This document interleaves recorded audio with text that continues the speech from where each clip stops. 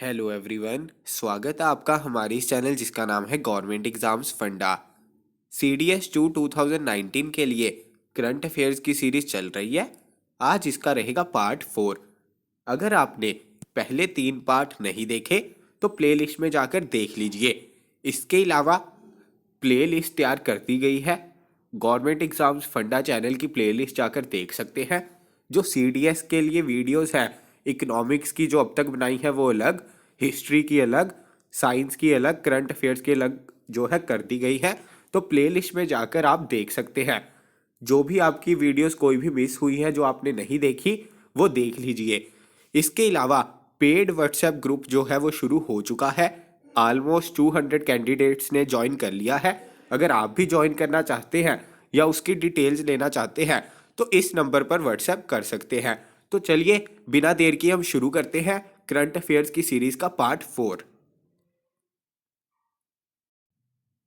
The term model code of conduct is currently in news. Consider the following statements about it.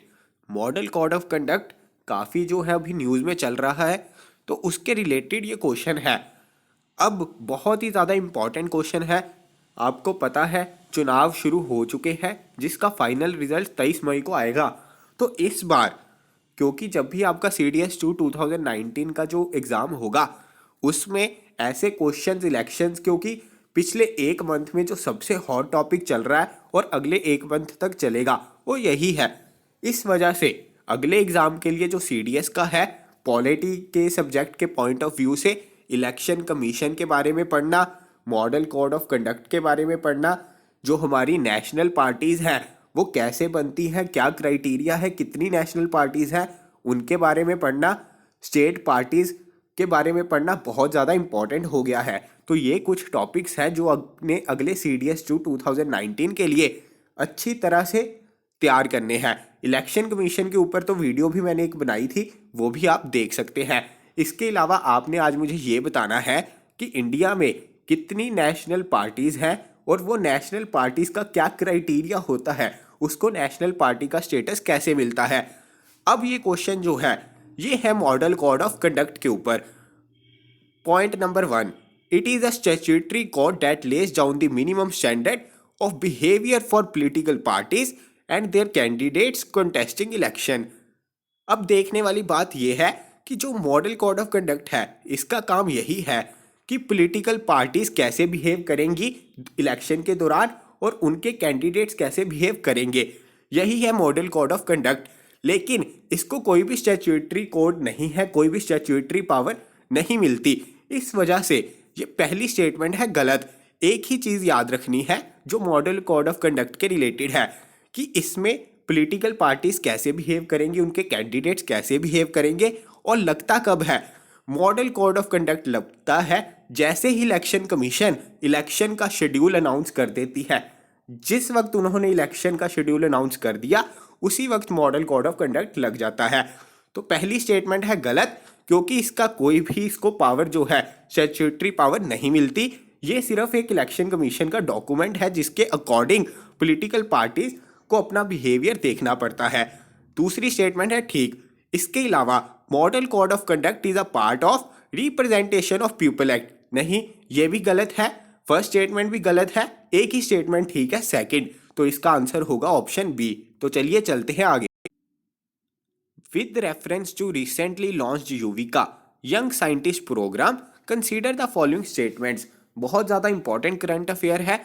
Yuvika जो launch हुआ है, जो young scientist programme है, उसके related ये स्टेटमेंट्स हैं। अब जो पहली ऑप्शन है स्टेटमेंट है, the programme is aimed at imparting basic knowledge on space technology. बिल्कुल सही है। जो इसका एम क्या है, एम है कि जो हमारी नॉलेज है, चाहे वो स्पेस टेक्नोलॉजी के रिलेटेड है, चाहे वो स्पेस साइंस के रिलेटेड है, चाहे वो स्पेस एप्लीकेशंस के रिलेटेड है, उनको पहुंचाना किन तक, स्कूल के बच्चों तक। आपको यहाँ से पता चल सकता है यंग साइंटिस्ट जो छोटे बच्चे हैं उन तक ये नॉलेज पहुंचाना, इसी के लिए ये जो प्रोग्राम है लॉन्च किया गया है। तो पहली स्टेटमेंट है ठीक। दूसरी, it is a residential training programme launched by Indian Space Research Organisation. तो इसको लॉन्च किसने किया है, इसरो ने लॉन्च किया है, इंडियन स्पेस रिसर्च ऑर्गेनाइजेशन ने। आपका आज का दूसरा क्वेश्चन है कि इसरो के हेडक्वार्टर कहाँ पर है, तो इसका आंसर जो होगा वो होगा ऑप्शन सी, बोथ 1 एंड 2। तो चलिए चलते हैं।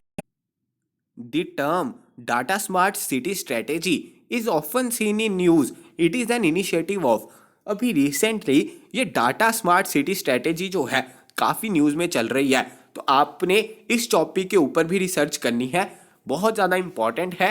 मैं करंट अफेयर्स इस अकॉर्डिंग बताता हूँ कि जो आपके एडिशनल टॉपिक्स हैं वो आपने कई बार खुद भी रिसर्च उन पर करनी होती है, क्योंकि हर एक चीज़ कवर करना मुमकिन नहीं होता। लेकिन मैं आपको एक डायरेक्शन बता देता हूँ कि ये वाले टॉपिक्स जो है न्यूज़ में चल रहे हैं, तो आपने ये टॉपिक्स स्टैटिक के साथ रिलेट करके पढ़ने हैं। अब ये जो डाटा स्मार्ट सिटी स्ट्रैटेजी है ये अभी काफ़ी न्यूज़ में चल रही है। ये इनिशिएटिव लॉन्च किसके द्वारा, किस मिनिस्ट्री के द्वारा लॉन्च किया गया था, तो ये जो है लॉन्च किया गया था ministry of housing and urban affair. Option B है इसका राइट आंसर, बहुत ज़्यादा इंपॉर्टेंट है। तो चलिए चलते हैं आगे। अगला question, Meghamalai wildlife sanctuary, वैसे तो ये इतनी important sanctuary wildlife sanctuary नहीं है, लेकिन ये न्यूज़ में इसलिए थी क्योंकि एक स्नेक की, वुड स्नेक की एक प्रजाति है जो 140 साल से एंडेंजर्ड स्पीसीज की कैटेगरी में ही आता है। तो पिछले 140 साल से इसको इंडिया में नहीं देखा गया था, लेकिन रिसेंटली जब साइंटिस्ट रिसर्च चल रही थी तो उन्होंने 140 साल के बाद इंडिया में इसको पाया है, वुड स्नेक की प्रजाति को। कहाँ पर? मेघामलाई वाइल्ड लाइफ सेंचुरी में। अब क्वेश्चन बहुत ही ज़्यादा इंपॉर्टेंट है कि मेघामलाई वाइल्ड लाइफ सेंचुरी कहाँ पर है, तो मेघामलाई वाइल्ड लाइफ सेंचुरी है तमिलनाडु में। मेघामलाई से ये मत सोच लेना कि मेघालय में है, बहुत ज़्यादा इंपॉर्टेंट है, मेघामलाई वाइल्ड लाइफ सेंचुरी याद रखनी है। तो चलिए चलते हैं। Consider the following statements. Waste Nile virus is a mosquito-borne disease mostly reported in the continental United States। Waste Nile virus जो है काफ़ी न्यूज़ में रहा, अक्सर तो ये जो है कॉन्टिनेंटल यूनाइटेड स्टेट्स में ही इसके केसेस पाए जाते हैं, और ये एक बहुत ही अजीब तरह की बीमारी है। ये इसलिए थोड़ी अजीब बीमारी है, सबसे पहले तो जिनको भी ये बीमारी होती है उनमें से 80% लोगों को उनमें उनकी बॉडी में इसके सिम्टम्स ही नहीं पाए जाते। ऐसी बीमारी जिसमें 80% लोगों को ऐसा लगता ही नहीं कि वो बीमार है, उसके सिम्टम्स ही नहीं पाए जाते। बाकी 20% जो लोग हैं उनको फीवर, वॉमिटिंग ये सब कुछ होता है, लेकिन बाकी 80% लोग अगर उनको ये बीमारी होती है तो उनको सिम्टम्स ही नहीं पाए जाते, उनको ऐसा लगता है कि वो बीमार ही नहीं है। और वेस्ट नील वायरस का केस अभी मार्च के मंथ में केरला में पाया गया था। केरला में एक शायद 7 साल का बच्चा था जिसमें वेस्ट नील वायरस पाया गया। बहुत ज़्यादा इंपॉर्टेंट क्वेश्चन है। Waste Nile virus is a mosquito borne disease mostly reported in continental United state. तो पहली स्टेटमेंट है ठीक, क्योंकि वेस्ट नील वायरस जो है वो मॉस्किटो से ही फैलता है, मॉस्किटो से ही ह्यूमंस में आता है, और इसके मोस्टली केसेस जो है वो यूनाइटेड स्टेट्स में पाए जाते हैं। दूसरी statement, there are no vaccines to prevent और treat West Nile virus in humans.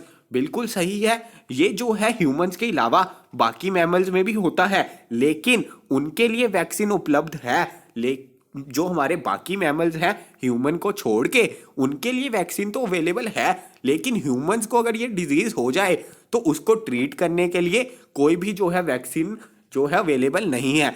ये आपने याद रखना है, बहुत ज़्यादा इंपॉर्टेंट है। दोनों ही स्टेटमेंट हुई ठीक, तो इसका आंसर है बोथ 1 एंड 2। तो चलिए, Who among the following are part of selection committee for purpose of appointment of Lokpal. अभी अभी पहले लोकपाल नियुक्त किए गए हैं, तो आपका अगला होमवर्क है कि कौन है जिन्हें पहला लोकपाल नियुक्त किया गया है, वो आपने कमेंट बॉक्स में बताना है। अब उनको नियुक्त करने के लिए एक सिलेक्शन कमेटी की ज़रूरत होती है, फॉर्मेशन होती है। पॉलिटिक्स से बहुत ज़्यादा इंपॉर्टेंट इसका क्वेश्चन बन सकता है, अगली बार डायरेक्टली पूछा जाएगा। तो सिलेक्शन कमेटी का मेंबर कौन कौन होता है? सबसे पहले उसका मेंबर होते हैं प्राइम मिनिस्टर, उसके अलावा चीफ जस्टिस ऑफ इंडिया, उसके अलावा लोकसभा का जो स्पीकर है वो इसका पार्ट होते हैं, और जो लीडर है ऑपोजिशन के लोकसभा में वो भी सिलेक्शन कमेटी जो लोकपाल को अपॉइंट करते हैं उनका मेंबर होते हैं। अब देख लेते हैं क्वेश्चन, क्या प्राइम मिनिस्टर इसका पार्ट होते हैं? यस। Home minister? नहीं। चीफ जस्टिस ऑफ इंडिया होते हैं, लोकसभा स्पीकर होते हैं, डिप्टी चेयरमैन ऑफ राज्यसभा नहीं होते, लीडर ऑफ ऑपोजिशन इन लोकसभा इसका पार्ट होते हैं। तो इसका आंसर होगा 1, 3, 4 एंड 6 यानी कि ऑप्शन नंबर बी। बहुत ज़्यादा इंपॉर्टेंट क्वेश्चन है, इसको स्टार मार्क कर सकते हैं, डायरेक्टली सीडीएस में पूछा जाएगा। तो चलिए चलते हैं आगे। आज का हमारा last question, world happiness report 2019 is release by. बहुत ही ज़्यादा इस पर भी चर्चा हुई है। वर्ल्ड हैप्पीनेस रिपोर्ट 2019 जो है रिलीज किसने की?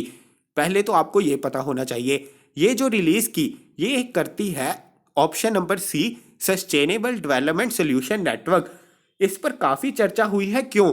इंडिया का रैंक आया है 140, जो 7 रैंक कम है पिछले साल से, यानी कि 2018 के कंपैरिजन में इंडिया 2019 में खुश नहीं है।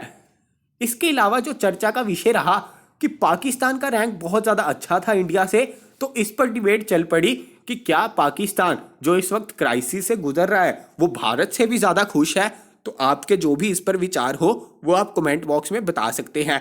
तो फिनलैंड जो है इसने टॉप किया था इस लिस्ट में, इंडिया का रैंक रहा 140, जो पिछले साल के मुकाबले 7 रैंक कम था।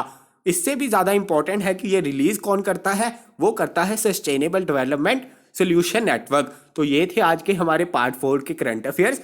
अगर आपको वीडियो अच्छी लगी तो ज़्यादा से ज़्यादा शेयर कीजिए, लाइक कीजिए। जो सीडीएस के अलावा करंट अफेयर्स की तैयारी कर रहे हैं उनके साथ भी शेयर कीजिए, क्योंकि ये बाकी एग्जाम्स में भी बहुत ज़्यादा हेल्पफुल रहेंगे। तो चलिए आज के लिए विराम लेते हैं, जल्दी मिलेंगे अपनी अगली वीडियो के साथ। Thank you so much.